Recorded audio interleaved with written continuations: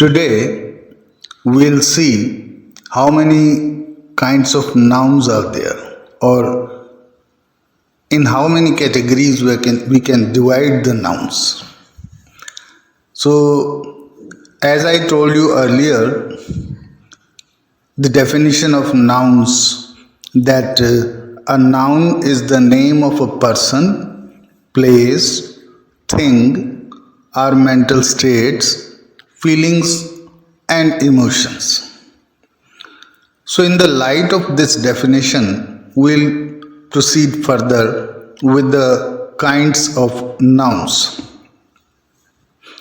At the very outset, I would like to tell you that there are 5 kinds of nouns.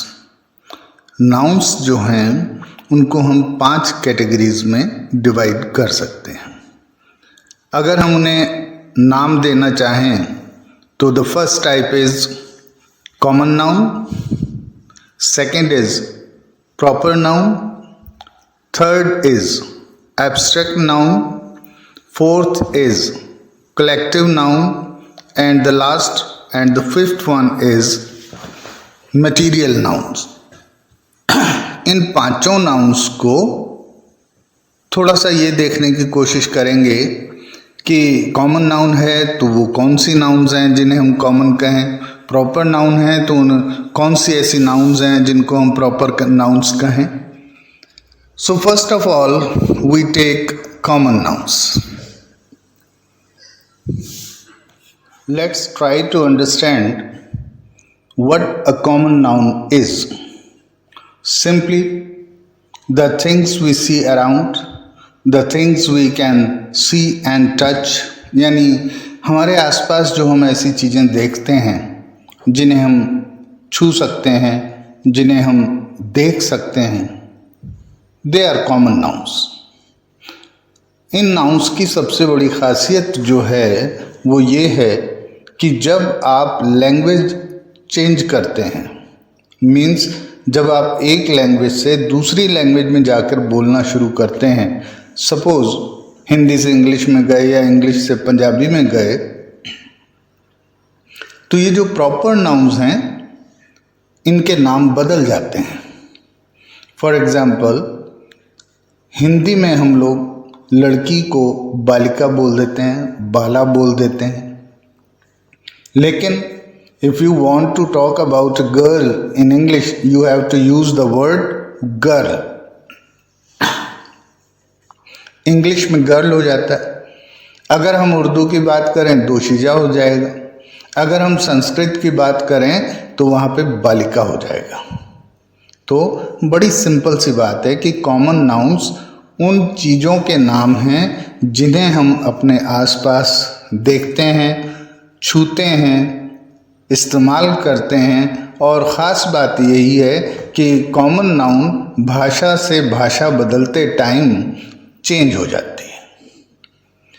For example, boy, girl, sofa, curtain, table, chair, pen, pencil, bag, book, all of these are common nouns.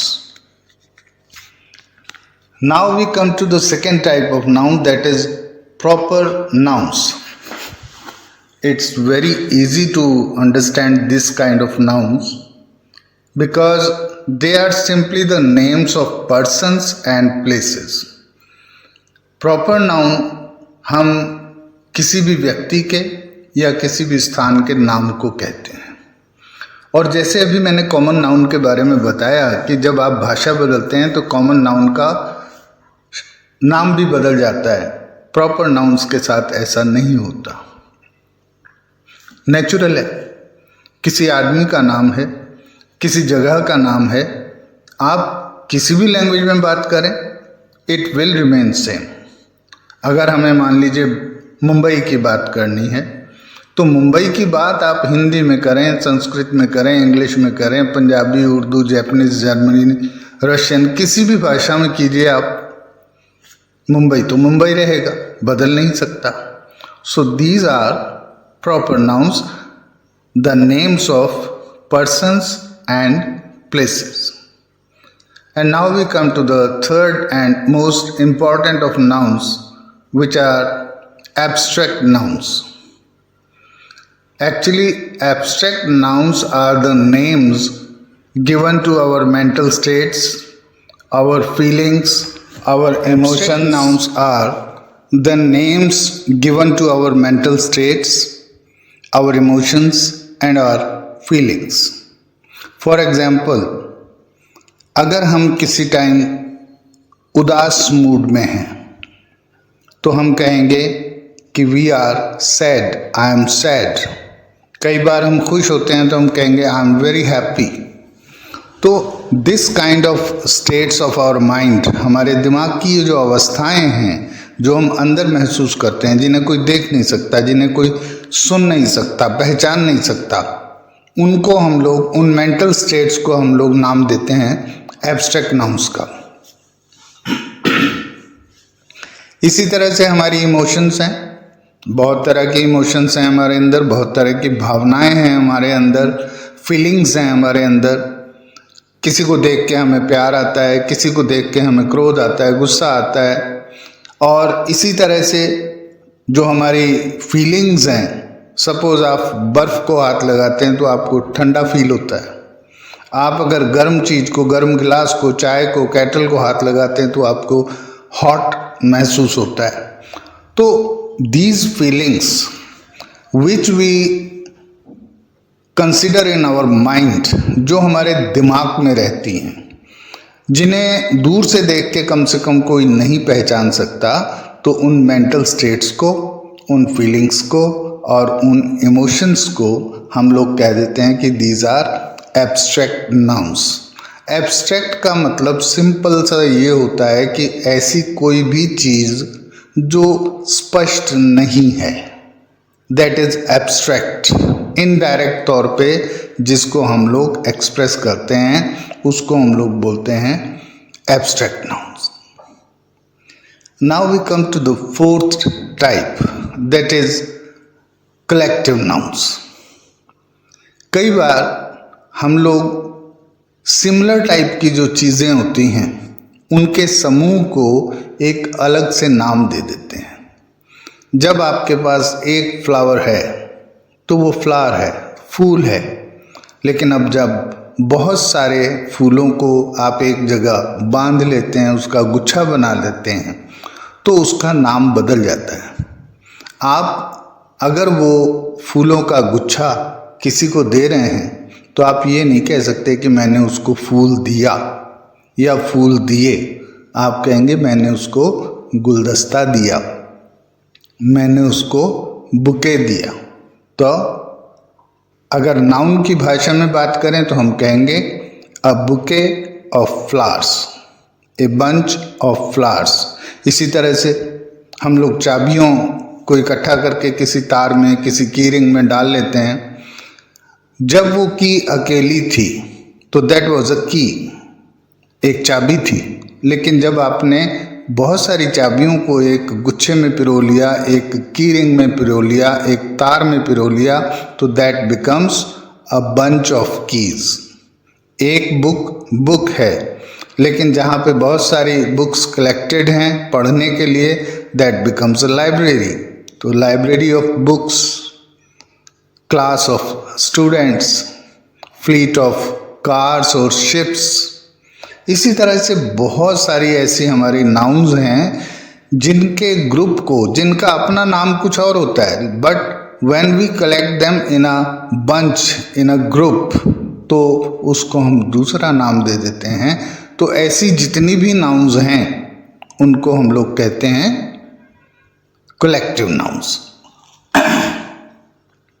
Now we come to the last and the final kind of noun, that is material noun.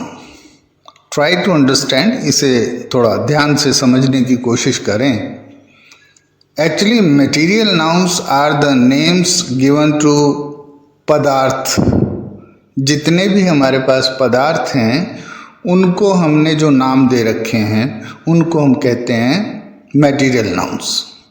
इन पदार्थों की कह लीजिए या इन material nouns की कह लीजिए, जो quality है, जो विशेषता या खासियत है, वो ये है कि आप इनकी गिनती नहीं करते। You do not count them, you can not count them, you have to use some particular unit to talk about them.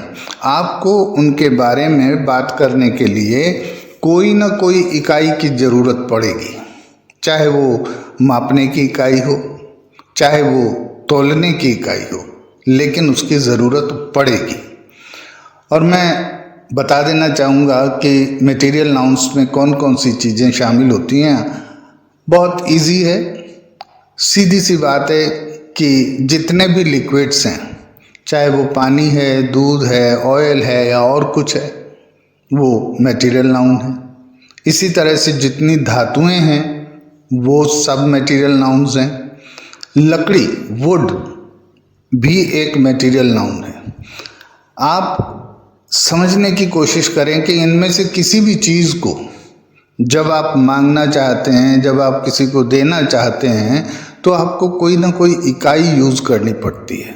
आप किसी से ये नहीं कह सकते कि मुझे एक शुगर दे दे, एक चीनी दे दे। आप किसी से ये नहीं कह सकते कि मुझे एक चावल दे दे, मुझे 100 चावल दे दे, मुझे 1000 चावल दे दे।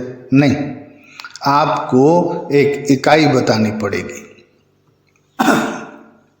मुझे 1 किलो चावल दे दो, मुझे 5 किलो चीनी दे दो, मुझे 1 गिलास पानी दे दो, मुझे 1 बाल्टी पानी दे दो, मेरी गाड़ी में 2 लीटर पेट्रोल डाल दो, मुझे 5 किलो लकड़ी दे दो, या मुझे 10 तोले सोना दे दो, चांदी दे दो। तो सिंपल अगर हम बात करें तो आप ये समझ लीजिए कि जितनी भी धातुओं के नाम हैं, जितनी भी पिसी हुई या दानेदार चीज़ें हैं और उनके नाम हैं, जितने भी लिक्विड्स हैं और उनके नाम हैं, और लकड़ी, इन सारी चीज़ों को मिलाकर हम कहते हैं कि they are material nouns. Actually वो पदार्थ हैं सारे के सारे। हिंदी में हमारे पास उसके लिए शब्द है पदार्थ। तो जितने भी पदार्थ हैं उनको हमने जो नाम दे रखा है उसको हम लोग बोलते हैं मटेरियल नाउन्स। तो I think you have got my point about the kinds of nouns, कि हमारे पास 5 तरह की संज्ञाएं या 5 तरह की नाउन्स हैं। सबसे पहले मैंने बताई कॉमन नाउन, दूसरे नंबर पर मैंने बताई प्रॉपर नाउन, तीसरे नंबर पर मैंने बताई एब्स्ट्रैक्ट नाउन, चौथे नंबर पर मैंने बताई कलेक्टिव नाउन, और 5वें नंबर पर मटेरियल नाउन। तो I hope you must have understood all these kinds of nouns. Thank you.